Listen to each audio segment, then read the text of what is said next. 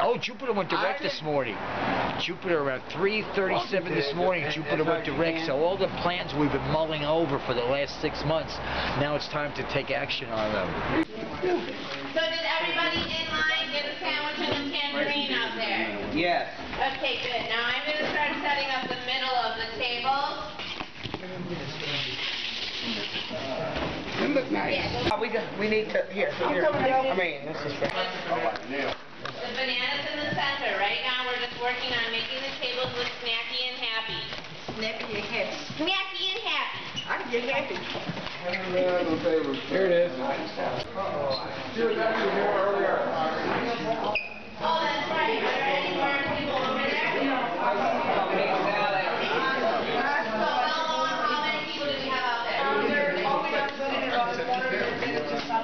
5 years ago?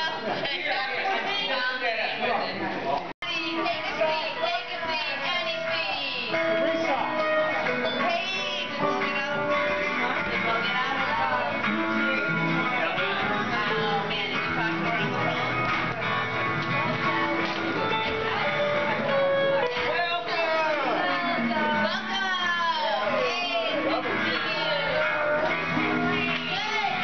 talk to her on the phone? Butterflies are transformative, and they're definitely life-affirming in their beauty. And tonight we're going to be honoring some living folks in the flesh who have been contributing in many ways to strengthening the roots of our compassionate community. And we are also going to be honoring one of my dear friends who passed just before the new year. Her name was KerriStoltz.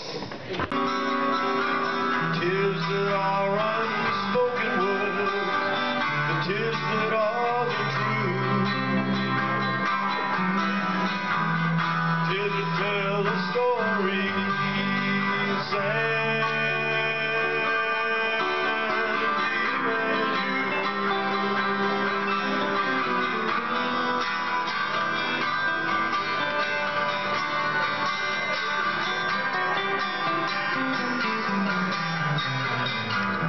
Going to be doing some awards, and we are going to be doing a memorial piece for Kerri. We're honoring some of our friends who continually give water to the roots of the compassionate community. So we will be, doing awards as the awardees get here. And maybe that dog just wants a piece of tamale. Yeah. We've got this cute little red-headed dog up here who's just like, "Arr!" I think what she's saying is like, hey, I need a tortilla chip and some tamales. So, I think we're, oops, the sound went out. All right, well, we all know I don't need a microphone, right? Like you need one. So how is everyone tonight? It's nice to have everybody together once again. I think since we've got a few moments, the awardees were told to be here between 5 and 5:30. So I'd like to start off with our memorial ceremony for KerriStoltz.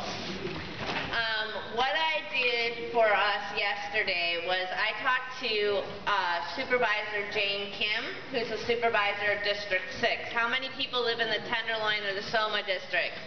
Right here, South Parker. All right, she's your supervisor, and she's an excellent, microphone's on. She's an excellent woman, and she's a strong leader, and a lot of what she's been talking about recently is women as leaders. So I asked her if she could read a memorial piece for our friend KerriStoltz. And I'm going to read you what I wrote, and then I'm going to call up my friend Elise Cleveland, who is the co-chair of the Patient Advocacy Committee, and also the co-chair of the Women's Group, and end of the HIV group. So I'm going to read to everybody what was read into public record yesterday in honor of Kerri Stoltz, and then I'm going to give the mic to Ms. Elise for a moment. Let me get it.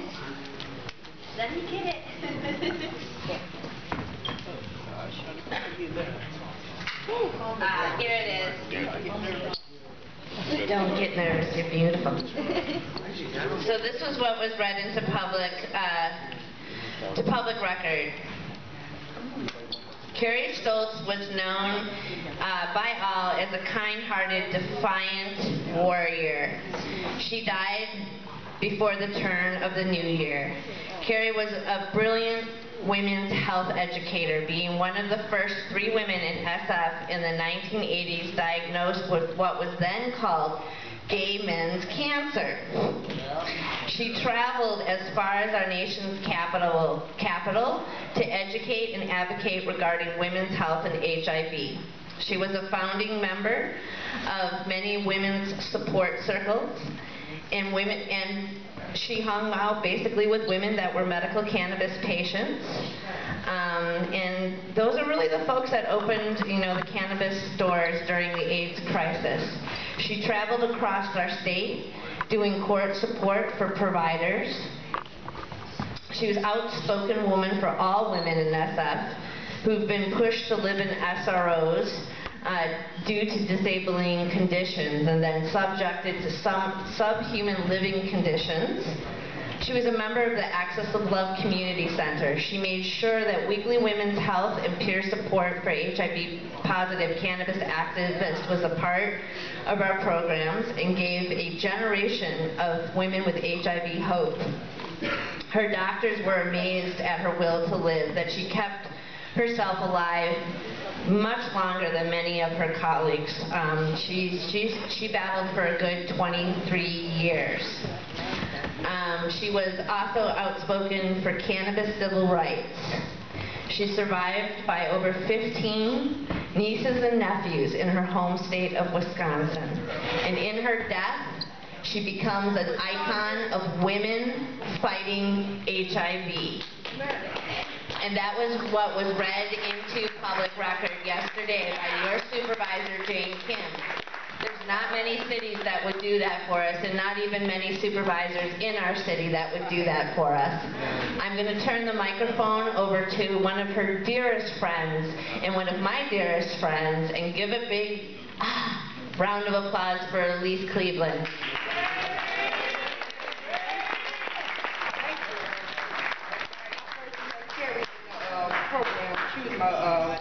She was my roommate in the program. When I first got diagnosed with HIV, she was there for me. And she also made payments. She also made way for women to take HIV meds, because the HIV meds weren't for women. It was just only for men only. She was there when I first started taking HIV medicine, and God, I know I needed her right there at the end. She was a survivor. She was a fighter. She was a strong woman.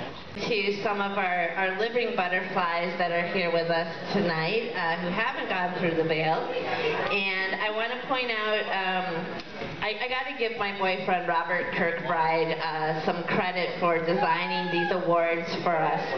What they are, I don't know if you can see it, but it is a beautiful butterfly, and inside of its wings are the helping hands. And that is sort of our theme for our awards. And I want to give the first award to my friend Russell Kyle, who many of you already know. He was the friend who drove me to the grocery store, making sure that we could get Kerri some groceries. He's there for a lot of people in this community, especially people like myself who have post-traumatic stress or have bipolar disease. He really is helpful to us patients who struggle with a mental health diagnosis every day. And for me, myself, this man has helped me tremendously for the last, I don't know, how long have we been friends? 10 years? Some long time. An even dozen, we'll call it. And so, with no further ado, I'd like to present the Peer Caretaking Award of 2012 to Russell Kyle. Thank you, Shona. Thank you, Access to Love. I'd just like to say that the only fight worth fighting is the one you're fighting out here. Access to Love fights. And God bless you all. And I'd like to see an Access to Love in every city and in every town across the United States. All right, let's give a round of applause for our Peer Caretaker of the Year, Russell Kyle.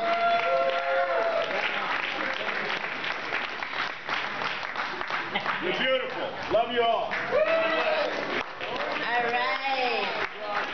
So there's a lot of people that help bring resources and really help water the Tree of Compassion's roots in San Francisco. And I was really scared, actually, when a lot of the collectives that had, you know, decades of compassion under their belt were actually forced closed by the U.S. attorneys.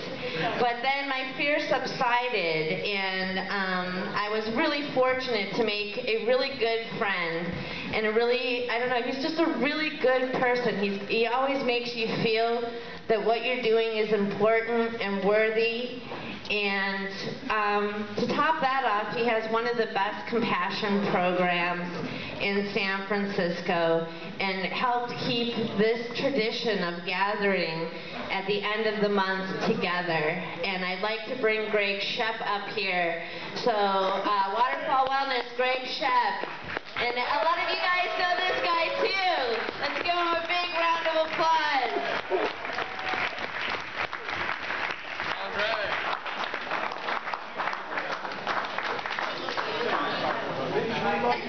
Why didn't you know I was talking about you? Greg. Good, how you doing?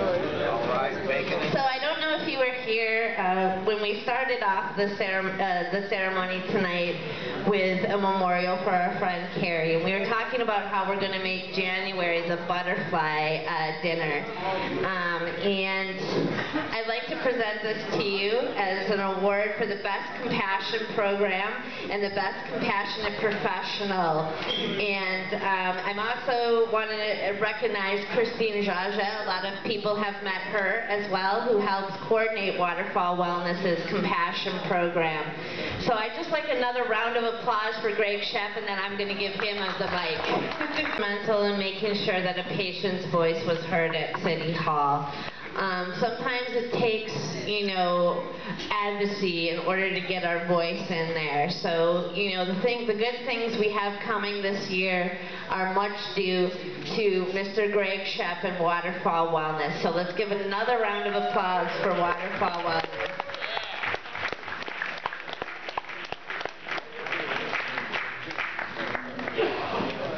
So how the compassionate community is portrayed in the media is really important.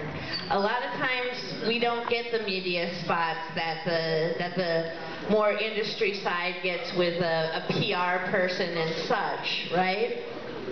But we have one journalist who's really been able to capture the spirit of the Safe Access movement for patients. And I'm hoping Sister Dana is still here. There. So we have the Journalist of the Year Award 2012 for Dennis McMillan, otherwise known as Sister Dana. His coverage of political prisoner Scott Fell was tremendous. His coverage of patients' concerns is very accurate. And most recently, we both got censored together. So we worked on a little piece and we got censored. So we've had some interesting experiences together as well. But please give a round of applause for Dennis McMillan, a.k.a. Sister Dana.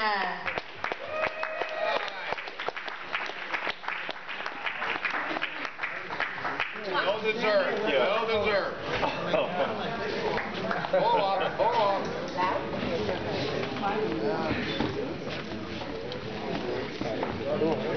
Awesome.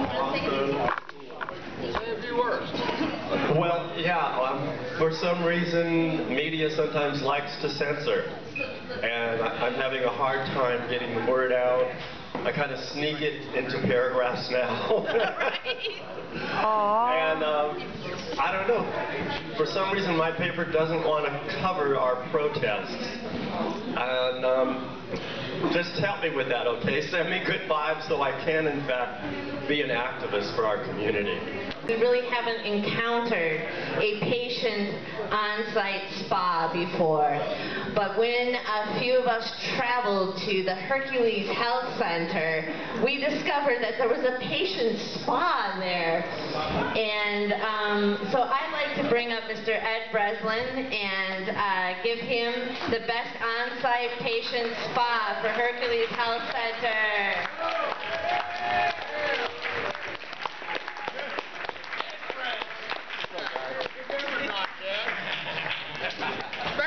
What's up, fellas, ladies and gentlemen? How about Shona and the Axis of Love? Let me hear it.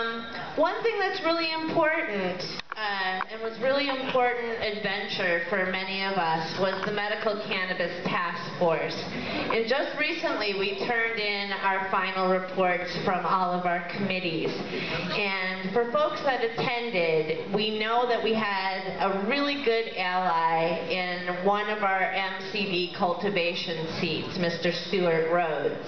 And it's the other seat, not so much, but we had one seat that was really there for us. And one thing we're going to be doing on February 15th is we're going to be having a town hall, and we're going to be reviewing our final reports from the committees. And one thing that Stewart did to represent all San Franciscans is he really talked about why there was an inflated price on cannabis and what we can do in San Francisco to prevent some of the arrests. We can look into a sheriff tie program like we had up north. And he also told the city that they need to keep the cost of entering the permitting process low, so we can have as many safe access sites as possible and not necessarily have to be a multi-million-dollar person to open one, because we need as many safe access sites across the city as possible. We're hoping next year that we can get through the permitting process again and open up in the Sunset, so Gray can have 2 dispensaries in San Francisco to make sure that we're taking care of everybody as well. So it's really important, and it's really important if you're mobility impaired and you don't want to go, you know, for a 2-hour ride on Muni. So I'd really like to emphasize the importance and the bravery that it took for my friend Stewart Rhodes to head the cultivation committee. Not a lot of people wanted to run up out there and say, listen, I'm going to represent the needs of patients who cultivate. But we had the best face forward and the best foot forward with Stewart Rhodes. Stewart, come on up.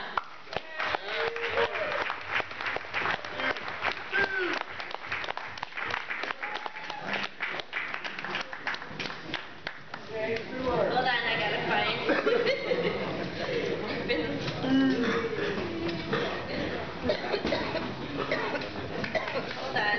Hold on. Sorry, too many words in my hands here. Here we go. Here's the butterfly. And I had fun naming this one, and this is also a first one. You've become the Cultivate Consciousness Award of 2012. We've never had any award about cultivating consciousness. And if you guys haven't gotten to know Stewart, get to know him. He's a great person. Hopefully he'll be at our town hall on February 15th going over his final report with us, which is an excellent piece of work. Stu, can we get a few words? Absolutely. Thank you so much. Those were incredibly kind words. I hope I lived up to even a fraction of that. Ultimately, I think what made participating in this process really rewarding was the fact that we had so many of you participating in the process. There are a lot of familiar faces that I see here tonight, and I think almost everybody has been at some or many of these meetings, and without your input, we wouldn't have learned nearly as much, and I think that we would not have been able to represent you as well as we ultimately did. So thank you very much, everybody. All right, let's give another round of applause for Stewart. Best face forward, the cultivation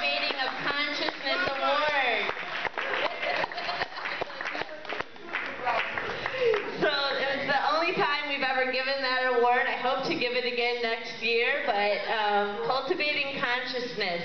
Consciousness comes along with cannabis, I feel. Do you feel that? Yeah. It helps not only your mind grow, but your heart grow, you know, and your heart's energy grow. Yeah, it helps you breathe. It helps you breathe in correlation with other folks that care. I think that we have another song or two. I believe John and Leo were going to give us a song for Kerri as well. So just for folks that arrived a little bit late, we started off this ceremony celebrating a friend of mine's passing, KerriStoltz. She was one of the first 3 women diagnosed in San Francisco in the 1980s with what was called gay men's cancer. That's what they first called HIV and AIDS, was gay men's cancer. And women really had to struggle to get medications that actually worked with our bodies. And Kerri battled 23 years.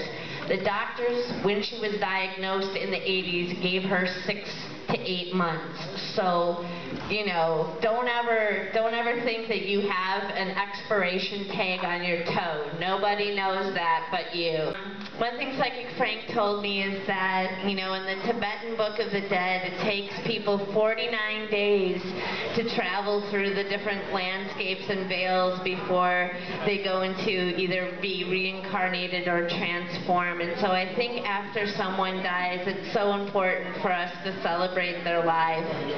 I want to take a moment and see if any other HIV or AIDS leader who knew Kerri wanted to come up and say a little bit more before we kind of get into, I think we're going to fill up our plates one more time, and we've got a harm reduction table, and I just also want to remind folks that on the flyer that you received as an invite to our dinner, on the back of it was an invite to our town hall, February 15th. And our special guest is Supervisor David Campos. Everybody love David? Yeah. So Supervisor Campos will be at the community center on the 15th, along with some of the authors of the final reports to the city from the Medical Cannabis Task Force. And just heard that we may be graced with our Sheriff Mercarimi at our town hall. So, that would be great, you know. It's good that we have the sheriff that we actually elected. Isn't that interesting? Like, we actually have the person that we elected sitting in the elected seat. You guys following me here? We've had a little problem with having non-elected people taking elected seats. Speaking of which, one award that a few people saw me give last time, but we're going to give again. And this award is for the best city official of 2012. And that goes to Carol A. of the Medical Cannabis Task Force. Come on up, Carol. I'm sorry I keep doing this to you. But really, you guys, sweetest lady. It is a take 2 from last month, but this time you get the award that my boyfriend helped design. So I actually think this award's a lot prettier. But for folks that haven't been to the Medical Cannabis Task Force, our voice of reason was Carol. Our voice of keeping everything constructed and moving forward in a professional, but yet really nice and kind and caring way was Carol. So let's give a big round of applause for Carol.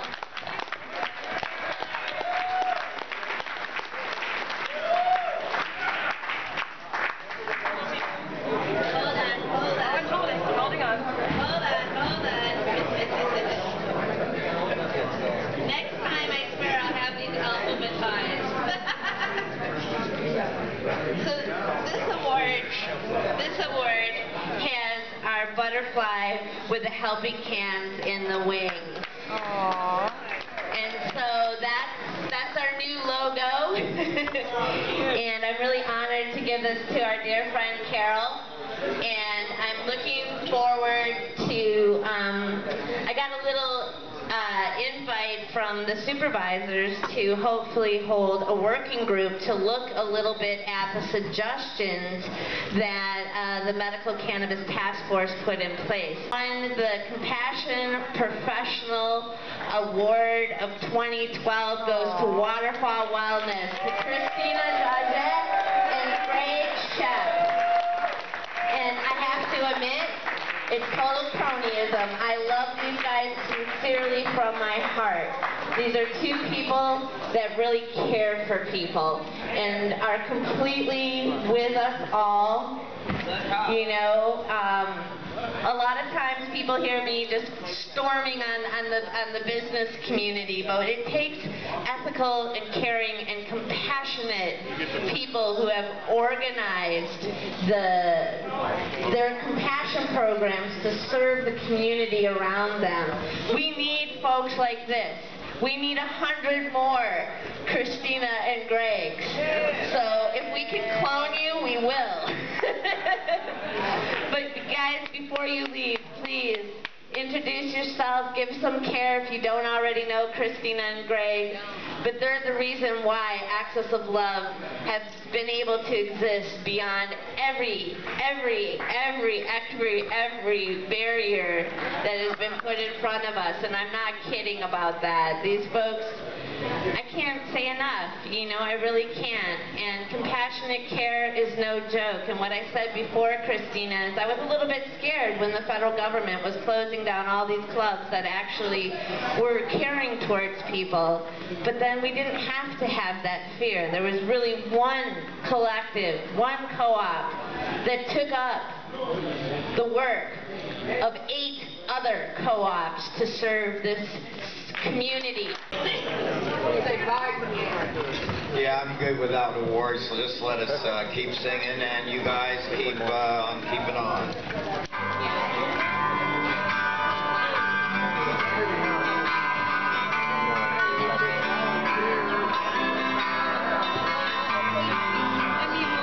Does anybody remember what happens in February? That Tuesday on Wednesday! You can't get better than that. We hopefully will have the Red Hot Skillet Liquors here. We're going to have some New Orleans style music. We're going to have some New Orleans style dinner.